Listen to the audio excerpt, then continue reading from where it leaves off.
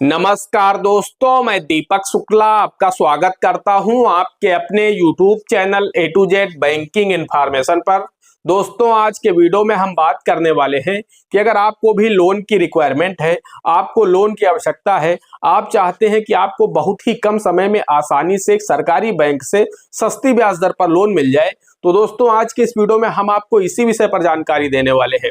साथ ही हम आपको यह भी बताने वाले हैं कि अगर आपके पास में ऐसी कोई संपत्ति नहीं है जिसे आप बैंक के पास गिरवी रख करके लोन ले सके, जैसे कि ना ही आपके पास जमीन है, ना ही आपके पास अपना मकान है, ना ही आपके पास आपका प्लाट है, ना ही आपके पास बैंक की एफडी है और ना ही आपके पास में गोल्ड है, यानी इस तरह की आपके पास में कोई भी संपत्ति नहीं है और डॉक्यूमेंट के नाम पर आपके पास सिर्फ और सिर्फ आधार कार्ड है, तो भी आपको बहुत ही आसानी से बहुत ही कम ब्याज दर पर देश के जो भी सरकारी बैंक से उनसे लोन मिल सकता है और उस पर आपको बहुत ही कम ब्याज दर देनी होती है।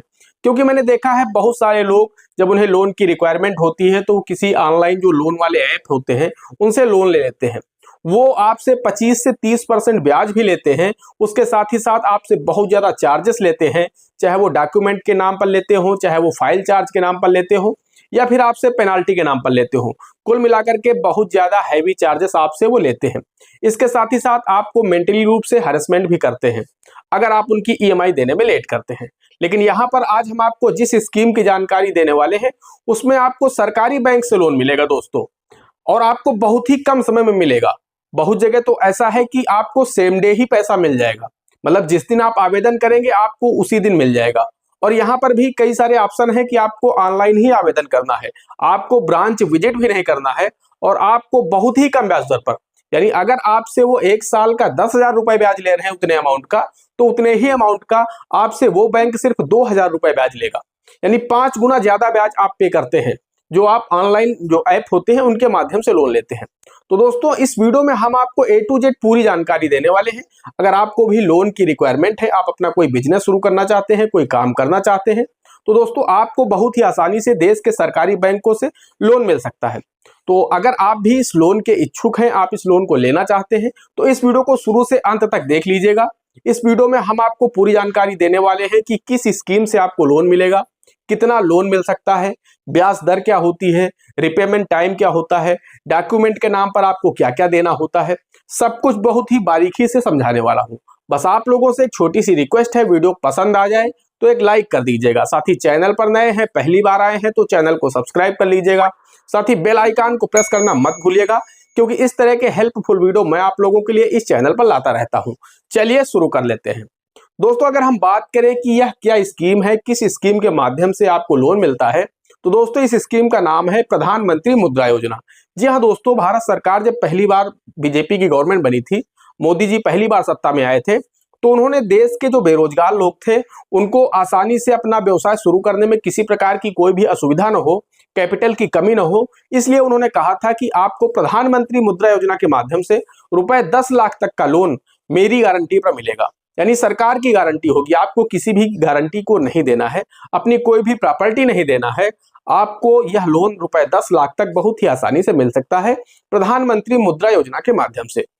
इसमें दोस्तों हम आपको बताना चाहते हैं, अगर आप रुपए 2 लाख तक का लोन लेते हैं तो यहाँ पर आपको ना ही जीएसटी का रजिस्ट्रेशन कराना है और ना ही आपको आईटीआर फाइल करना है, यानी आपको रुपए 2 लाख तक का लोन सिर्फ और सिर्फ आधार कार्ड पर ही मिल जाएगा।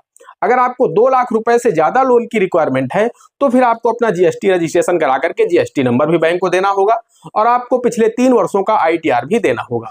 लेकिन अगर आप 2 लाख रुपए तक लोन के लिए आवेदन करते हैं तो आपको सिर्फ और सिर्फ अपना आधार कार्ड देना होगा, 2 पासपोर्ट साइज की फोटो देने होंगे और अगर आपके पास में आपका पैन कार्ड है तो पैन कार्ड देना होगा।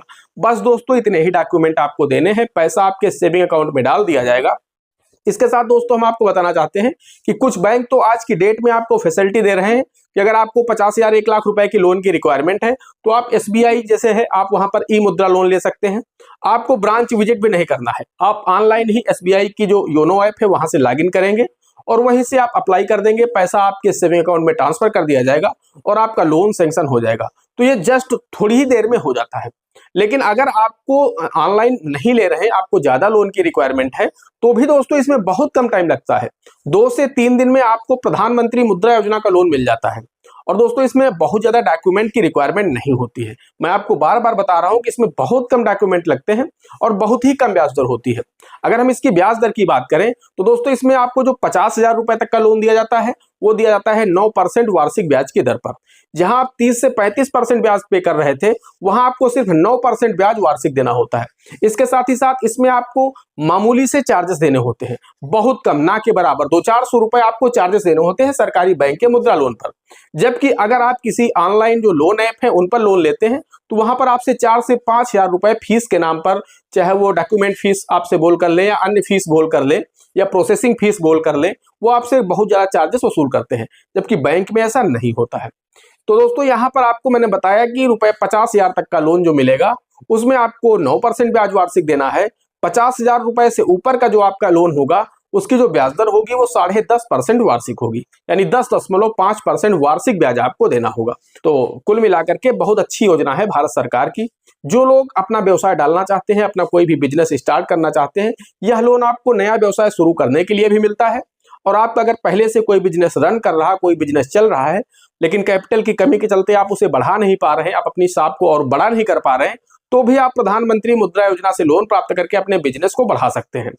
अब दोस्तों हम बात कर लेते हैं इसकी आवेदन प्रक्रिया क्या होती है। तो दोस्तों मैंने आपको बताया जैसे कि कुछ बैंक तो आपको ऑफर करते हैं, SBI जैसे हो गया, ई मुद्रा लोन मिल जाता है। इसी तरह से बहुत सारे बैंक हैं जो आपको ऑनलाइन तरीके से ही उनके आपको एप्लीकेशन में लॉगिन करना है, वहीं से आपको आवेदन कर देना है, पैसा आपके सेविंग अकाउंट में आ जाएगा और आप उसका उपयोग कर सकते हैं। लेकिन हम बात करते हैं कि मान लीजिए आपके पास ऑनलाइन फैसिलिटी नहीं है, तो फिर दोस्तों आपको किस प्रक्रिया से गुजरना होगा, कौन कौन से डॉक्यूमेंट देने होंगे।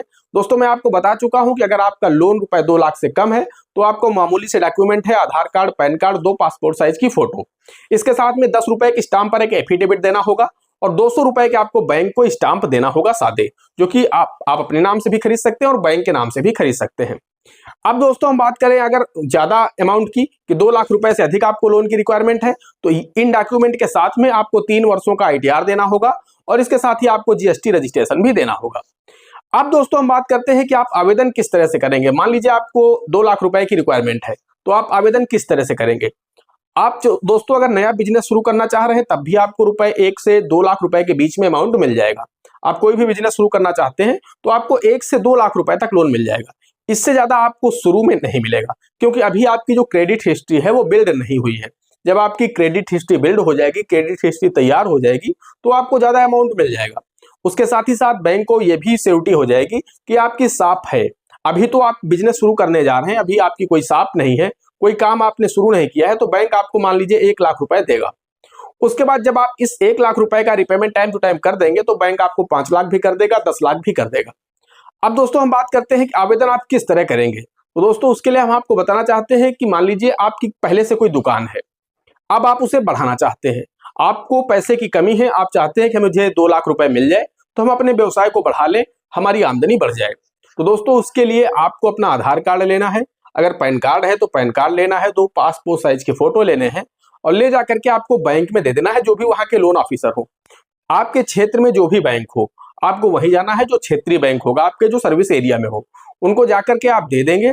उसके बाद वो आपकी शॉप का इंस्पेक्शन करेंगे, अपने हिसाब से देख लेंगे कि जब उन्हें टाइम होगा तो इंस्पेक्शन कर लेंगे, ताकि उन्हें पता चल सके कि आप एक्चुअल में जो जानकारी दे रहे हैं वो सही दे रहे हैं या नहीं दे रहे हैं।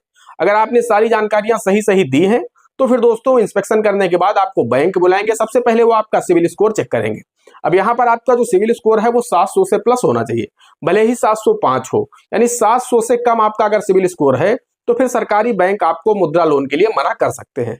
आपका अगर सिविल स्कोर 700 से प्लस है तो आपको आसानी से मुद्रा लोन मिल जाएगा। अब दोस्तों उसके बाद जब आपको बैंक बुलाएंगे, आपकी सिविल चेक करेंगे, सिविल का अगर आपका स्कोर 700 प्लस आता है तो फिर आपकी लोन की फाइल तैयार करेंगे, उसमें आपको अपना हस्ताक्षर कर देना है, आपका लोन सैंक्शन हो जाएगा। 2 से 3 दिन की प्रक्रिया होती है दोस्तों, पैसा आपके सेविंग अकाउंट में डाल दिया जाएगा। अब मान लीजिए आपका 2 लाख रुपए का लोन हुआ है, तो यहाँ पर अगर आपके पास में बैंक आपसे बोलेगा कि 10-20 हजार रुपए आप कुछ हमें दे दीजिए सिक्योरिटी के रूप में, तो अगर आपके पास पैसा नहीं है तो बैंक अगर आपको 2 लाख रुपए का लोन करेगा, आप बोलते हैं कि मेरे पास कोई पैसा नहीं, मेरे पास कोई FD नहीं है, तो बैंक उसी से आपसे बोलेगा कि हम 20 हजार रुपए की आपकी FD कर दे रहे हैं और 1,80,000 रुपए हम आपको दे दे रहे हैं। तो बैंक सिक्योरिटी के लिए 20 हजार रुपए आपका FD कर देगा उसी अमाउंट से काट करके, और 1,80,000 रुपए आपके सेविंग अकाउंट में ट्रांसफर कर देगा। वहीं अगर आपका लोन 1 लाख का है तो 10 हजार की FD कर देगा, वही अगर आपका लोन 50,000 का है तो 5,000 रुपए की एफडी कर देगा, ताकि बैंक, मान लीजिए आप 2-3 महीने इंस्टॉलमेंट नहीं दे पाते हैं तो बैंक उस एफडी को तोड़ करके आपकी इंस्टॉलमेंट को समय से डाल सके। अदरवाइज आपका खाता खुलेगा और बहुत ही जल्द वो एनपीए हो जाएगा। तो इसलिए बैंक ये काम करता है कि वो एफडी कर लेगा ताकि आपकी 4-5 किस्तें बैंक डाल सके उस एफडी को तोड़ करके। अब दोस्तों आपका पैसा आपके सेविंग अकाउंट में डाल दिया जाएगा, आप उस पैसे को विड्रॉल कर सकते हैं कभी भी जब आपको आवश्यकता हो।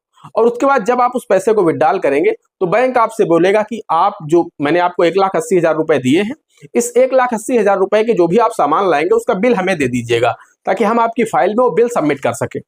ऑडिट जब होता है बैंकों का तो उसमें वो बिल की डिमांड करते हैं ऑडिटर कि आपने जो इनको लोन किया उसके बिल आपने क्यों नहीं लिए, तो वो बिल आप उन्हें दे देंगे कि मैं इतने रुपए का सामान ले आया। उसके बाद दोस्तों बैंक क्या करेगा कि आपकी दुकान में जो भी आप सामान लाए हैं उसका बैंक बीमा करा देगा, ताकि बैंक का भी पैसा सुरक्षित रहे और आपका भी पैसा सुरक्षित रहे। अब इस 1,80,000 रुपए का बीमा बैंक करा देगा, जिससे इसका प्रीमियम जो होगा वो आपको ही देना होगा, लेकिन आपकी जो दुकान है, आपका जो दुकान का सामान है वो सुरक्षित रहेगा।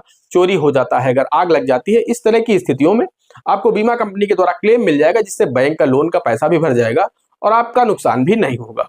तो दोस्तों इस तरह से आप मुद्रा लोन का आवेदन कर सकते हैं और मुद्रा लोन प्राप्त कर सकते हैं।